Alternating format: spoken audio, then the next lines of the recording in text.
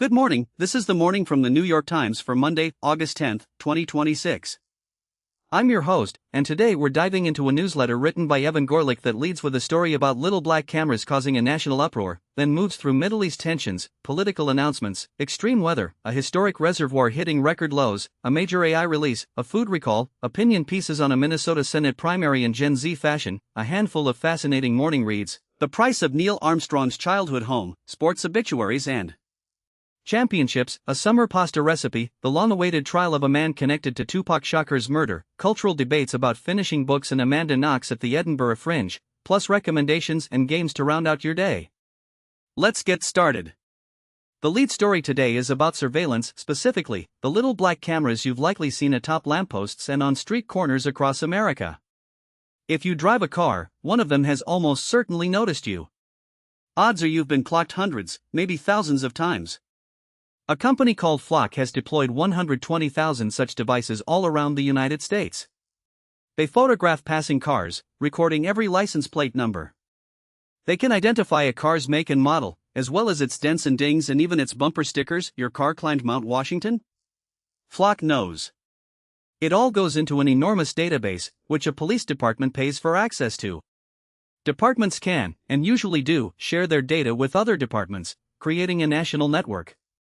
The pitch is simple. Flock says its cameras help track stolen cars, find criminals, and solve crimes. The company started teaming up with police departments less than 6 years ago and now has contracts with 7,000 of them, or 40% of the national total. Flock's surveillance dragnet is so huge and diffuse that it has become an almost invisible fact of life. The company says it scans 20 billion license plates a month.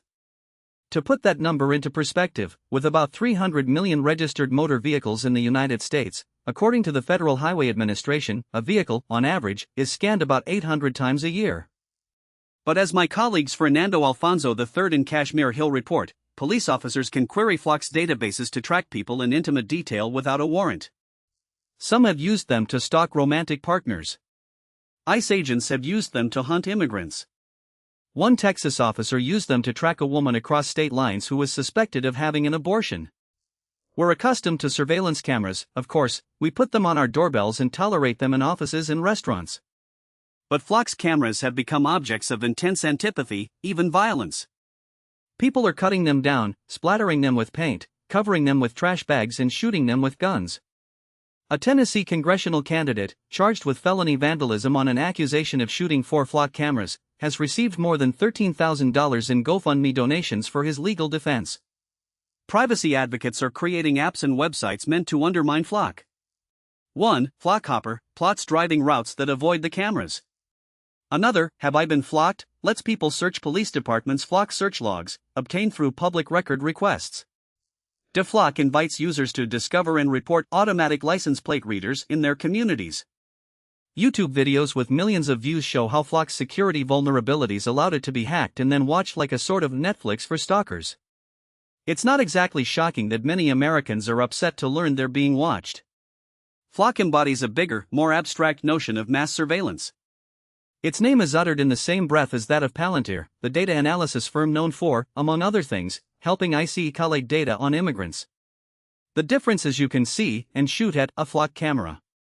It feels bad to always be watched and scrutinized, said DeFlock's creator, a software engineer in Boulder, Colorado, named Will Freeman. The city says its 31 Flock cameras have reduced motor vehicle theft by 34.5%. But where the technology is proliferating, the backlash, much like the backlash against data centers, has been fierce, and often bipartisan. In Texas, Flock's contracts have been canceled in liberal Austin as well as in Bandera, a conservative town of about 900 people. Last month, a Republican congressman introduced a bill that would require federal agents to obtain a warrant before obtaining Flock's data. Fernando and Kashmir interviewed the company's chief executive and got hands-on to see how the system worked. As the Texas reporting makes clear, there's one thing liberals and conservatives agree on: they don't want cameras trained on their cars. Now turning to the Middle East. The Israeli government has rejected a 15-point plan backed by the Trump administration aimed at disarming the Palestinian militant group Hamas in Gaza, Prime Minister Benjamin Netanyahu said on Sunday. It appeared to be an unusually public break with President Trump, whose relationship with Mr. Netanyahu has had a dizzying and often unpredictable arc. The two leaders launched the war against Iran together in late February, but they have since clashed over how to end it, as well as over the future of Israel's military campaigns in Gaza. President Trump's Board of Peace announced an agreement last month that aimed at Hamas's giving up its weapons alongside an Israeli withdrawal from Gaza. Reporting from Tel Aviv, Aaron Boxerman and Adam Raskin note this rejection signals a significant divergence in strategy. Meanwhile, Iran is replacing its top national security advisor with a longtime military commander whose appointment could represent a further consolidation of power by the country's old guard security establishment. Mohsen Rezai, who led Iran's Islamic Revolutionary Guards Corps during the Iran-Iraq War of the 1980s, will be the new secretary of the Supreme National Security Council, a spokesman for Iran's president wrote on social media on Sunday. He had been serving as an advisor to Iran's supreme leader, Ayatollah Mojtaba Khamenei. Mr. Rezai is replacing Mohammad Bagher Zolgadar. Yagana Torbati reports that the appointment of Mohsen Rezai, a longtime military commander, to a top security post suggests that the country's establishment is consolidating power. And Iran sees control over the Strait of Hormuz as its best chance of getting Trump to deliver on promises he agreed to in June.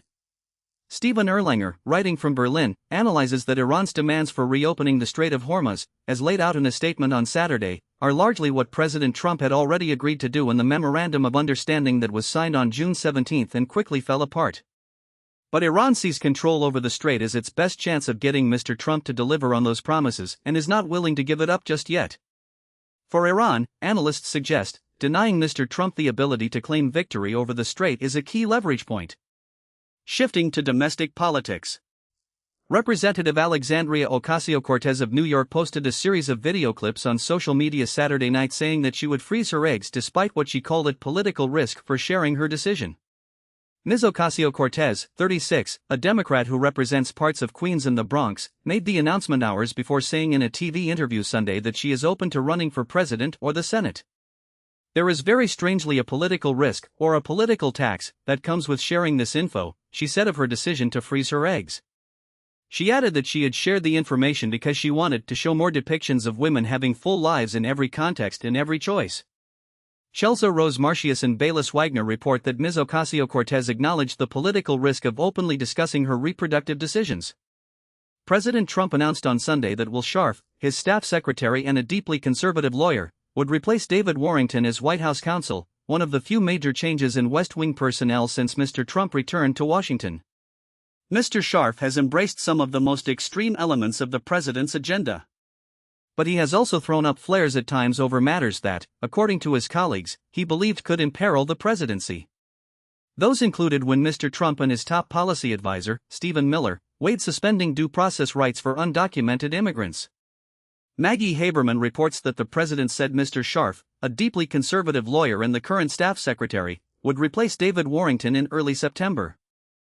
In Michigan, the Republican nominee for Senate, Mike Rogers, has suggested that further scrutiny of the 2020 election was warranted and that voting irregularities sank his first Senate bid 2 years ago. In the chaotic aftermath of the 2020 election, as President Trump refused to accept defeat and pumped out false claims about voter fraud, Mike Rogers was a clear and consistent voice of reproach. Mr. Rogers, a former Republican representative from Michigan, denounced Mr. Trump's efforts to undermine the election as cause for both concern and alarm. He ripped the president's pressure on Georgia's top election official as more gangster than presidential. As for Mr. Trump's role in the riot at the U.S. Capitol on January 6, 2021, Mr. Rogers declared, "You're damn right you had responsibility." Now, as he prepares to take on Dr. Abdul El-Sayed, the Democratic nominee, Mr. Rogers is embracing election skepticism. Beth Reinhard reports on this striking shift. Around the world, a powerful tropical cyclone buffeted China on Sunday evening, prompting the authorities to evacuate more than 1 million people on the country's eastern coast and cancel hundreds of flights, as the storm continued its long path of destruction across the Pacific Ocean. After forming near the Marshall Islands last month and traveling what meteorologists said was an unusually long distance, Typhoon Dolphin pummeled Okinawa, Japan, injuring 6 people and cutting power to thousands over the weekend. It made landfall on Sunday evening near Yuan, a city in Zhejiang province on China's southeastern coast. The storm is the strongest to hit China this year and also caused flooding in parts of the Philippines. Max Kim reports on the mass evacuations.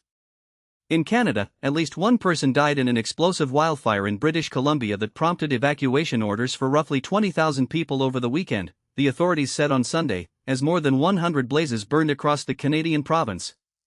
The Bald Range fire had consumed more than 33,000 acres as of Sunday night, according to the British Columbia Wildfire Service. The fire was out of control, and dozens of firefighters and other personnel were at the scene, the agency said. The fire was first reported Friday near Summerland, a district about 260 miles by road east of Vancouver. Ishani Desai, Mark Walker, and Nazanin Gaffer cover the evolving situation. And a Ukrainian drone attack killed at least 13 people in an industrial city deep inside Russia, marking a significant escalation in cross-border strikes. Other big stories: Lake Mead, the nation's largest reservoir and a vital source of water for more than 25 million people across the Southwest, has dwindled to its lowest levels ever as the region struggles through a punishing drought. The record, first broken on Thursday night and then again on the following days as the water level continued to fall, is the latest warning of the Colorado River's dire condition. The river system, a lifeblood for much of the western United States, is threatened by rising temperatures and decades of overuse. The 7 states whose cities and farmers rely on the Colorado River are facing unprecedented cuts. Reese Thibault reports that a continued drop would imperil water supplies for millions of people and cut electricity from the Hoover Dam. In technology, Meta released an open-source version of its most powerful AI model. Last month, Mark Zuckerberg, Meta's chief executive, boldly came out in support of open-source artificial intelligence models that are publicly available to download and modify without payment or approval. The way forward, he said, was through openness and putting the power of tech into more people's hands, not fewer. On Monday, Mr. Zuckerberg doubled down on that support. Meta released an open-source version of its most powerful AI model, Muse Spark. Called Muse Glimmer, it is nearly identical to Muse Spark and can generate code, reason, and perform a wide range of tasks. The release of Muse Glimmer, a model that can be freely downloaded and modified, is likely to intensify a debate over whether AI should be restricted or not. Eli Tan and Mike Isaac report from San Francisco. In food safety, Taylor Farms, which has been linked to a large outbreak of cyclosporiasis associated with iceberg lettuce in the United States, said on Sunday that it was voluntarily recalling several of its products made with fresh jalapenos that have been tied to a multi-state salmonella outbreak. The recalled products include spicy guacamole, mango pico de gallo, taco dip and more than a dozen other Taylor Farms branded and unbranded products, the company said in a statement on its website. They were distributed across 26 states to major retailers, including Whole Foods, Trader Joe's, and others. The company said it was unaware of any reported illnesses linked to its products containing jalapenos. Alexandra E. Petrie has the details. Moving to the opinion section. Minnesota's primaries take place tomorrow. Times Opinion assembled a panel of local leaders and experts to debate whom Democratic voters should send to the Senate. The candidates are Peggy Flanagan and Angie Craig. The panel weighs their records, their appeal, and the strategic considerations for Democrats in a crucial swing state. And in a cultural critique, Thomas Morton, a former vice editor, considers what's lost as the internet erodes subcultures and self-expression. His piece, titled "Everyone Under 30 Dresses Like Gibberish," argues that algorithmic homogeneity has flattened personal style into a series of aesthetic references detached from any lived community. It's a provocative take on how digital life has changed the way young people present themselves. Now for the morning reads. In Pakistan, farmers in the red chili capital of Kunri are trying to adapt their spicy chiles to a hotter, drier world. Traditional ways of cultivating the peppers may not survive the challenges of climate change and soaring costs, so Pakistani farmers are experimenting with new varieties and irrigation techniques. Asim Hafiz brings us incredible photos from the fields. Going further, Ken Kesey's psychedelic bus, a symbol of 1960s counterculture San Francisco, is preparing for one more run. The bus, immortalized in the electric Kool-Aid acid test, is being readied for a journey back to the Bay Area. And to its owners, America sure could use it. The story traces the bus's long, strange trip and why it's returning now. Making it happen, the largest croissant in Paris? A record-setting champagne shower? No request is too absurd for Olivia Fernie, who has built her business and a social media following, fulfilling the whims of her ultra-rich travel clients. Olivia Fernie grew up a child of schoolteachers in Ontario. Now she's an expert in private jets, luxury cabanas and champagne-soaked revels. Since becoming a high-end travel concierge a few years ago, Olivia Fernie has found that she has a talent for fulfilling the requests of her highly demanding clients. Guy Trebe profiles her from Las Vegas, where a wealthy medtech entrepreneur wanted something crazy for a $150 million deal celebration. Your pick. The most clicked link in the morning yesterday was about the Senate's lack of votes to pass Trump's voting bill. The Senate bowed to political reality at 4:36 a.m. on Saturday, adjourning and allowing bleary-eyed senators to leave Washington without any concrete steps toward passing the voting restriction bill that President Trump has demanded for months. Republican lawmakers had insisted they would work tirelessly to enact election changes that Mr. Trump has suggested the party needs in place to win the midterm elections. Instead, they departed with little to show for their efforts. Michael Gold reports from the Capitol. Jazz singer, after a successful performance career, Geraldine DeHaas became the driving force behind Chicago's jazz resurgence, founding a concert series, festivals, and a nonprofit. She died at 91. In the summer of 1974, a few weeks after the death of Duke Ellington, a group of his admirers gathered in Chicago to plan a concert in his memory. The city had a great jazz tradition, but it was also heavily segregated, a racial line that reached as far as the musicians gathered that day. The black musicians wanted to hold the concert in Washington Park, on the city's south side and near the city's largest black communities. The white musicians preferred somewhere on the north side, where most of them lived. It was left to Geraldine DeHaas, a semi-retired jazz singer, to come up with a compromise that saved the event and launched her second act as a cultural impresario. Clay Risen remembers the First Lady of Chicago Jazz. Today's number, $430,000. That is how much the childhood home of Neil Armstrong, the first man on the moon, is selling for. The two-story house, built in 1908 in Wapakoneta, Ohio, was purchased by the Armstrong family in 1944, and a retired history teacher has owned the home since 1988. Armstrong used to launch model airplanes from his second-floor bedroom window. A historical marker was placed in the front yard in 2018. Buzz Aldrin, among other astronauts, has visited the property. Elena Serro reports on this piece of space history hitting the market. In sports, Don Nelson, a five-time NBA champion with the Boston Celtics as a player and one of the winningest coaches in league history, died Sunday at 86. Don Nelson finished with a 1,335-1,063 career record as a head coach after winning 5 titles with the Boston Celtics as a player. He pioneered his own style of play, Nellyball, emphasizing pace, spacing, and versatility long before it became league orthodoxy. His family announced he peacefully passed surrounded by loved ones. A cause of death was not shared, but the Dallas Morning News reported that Nelson had a stroke roughly 3 weeks ago. Gymnastics, Hesly Rivera repeated as champion at the U.S. Gymnastics Championships. On day 1 of the Women's U.S. Gymnastics Championships on Friday, Hesly Rivera launched herself off the bar, reached out to grab it, and fell. The 2024 Olympic gold medalist entered Sunday's competition in 4th when she tried the skill again, caught it and rode that momentum to her second consecutive national championship. No woman had pulled off that large of a comeback for the all-around title since Courtney Kupets in 2003. I wasn't looking at the scores, I wasn't looking at the scoreboard, I was just focusing on myself and my gymnastics and what I have to do, so it was actually stress-free, Rivera said. Frederick Richard headlines the men's world's team. And in Major League Baseball, Mike Trout, a Los Angeles Angels player, invited his teammates to his private golf club in New Jersey on August 3 for a round of team bonding. 4 of them were traded during the outing. It was August 3, the day of baseball's trade deadline and an off day on the East Coast before a series in Baltimore. About a dozen Los Angeles Angels were gathered near the first tee, ready to begin a long-awaited round of golf at the course that Tiger Woods designed for superstar Mike Trout. Little did the players realize, some of them would be former Angels very soon. It seemed like every 4 or 5 holes someone was getting the call, said Trout, who watched his team bonding event turn into one big breakup. Trout, 35, was eager to host his teammates near his home, but the deadline chaos made it a day to remember for all the wrong reasons. Recipe of the day, fettuccine alfredo, a famously rich pasta dish, may seem an odd choice for the summer, but it's fast, 15 minutes. And it satisfies picky eaters because it's basically mac and cheese. This version came to the Times in a 2004 story about Elaine Kaufman, the founder and proprietress of the famed New York hotspot that bore her name and where this dish was served. Elaine's was a center of nightlife for decades, a place where movie stars, all-stars, literary lions, financial scions, top cops, politicians and power brokers mingled.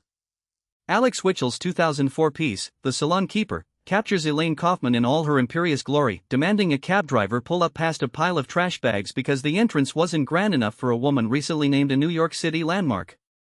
The recipe endures as a testament to simple, luxurious comfort food. Who killed Tupac?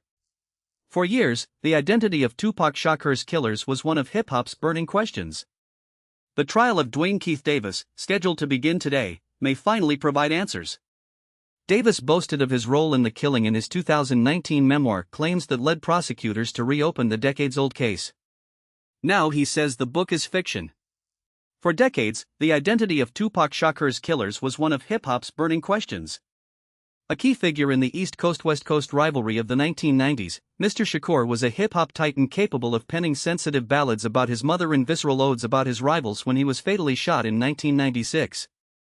The mystery faded in recent years as Dwayne Keith Davis, who goes by Kef D, repeatedly stated that he was involved in the killing and wrote about it in Compton Street Legend, his 2019 memoir about gang life. His comments led the authorities to reopen the case. Mr. Davis now says the memoir is fiction, setting up a dramatic courtroom showdown. Jonathan Abrams has a comprehensive guide to the murder, the trial, and the suspect. More on culture. Is it okay to say you DNF? Three little letters, standing for "did not finish," have turbocharged a long-standing debate over putting down a book you don't enjoy.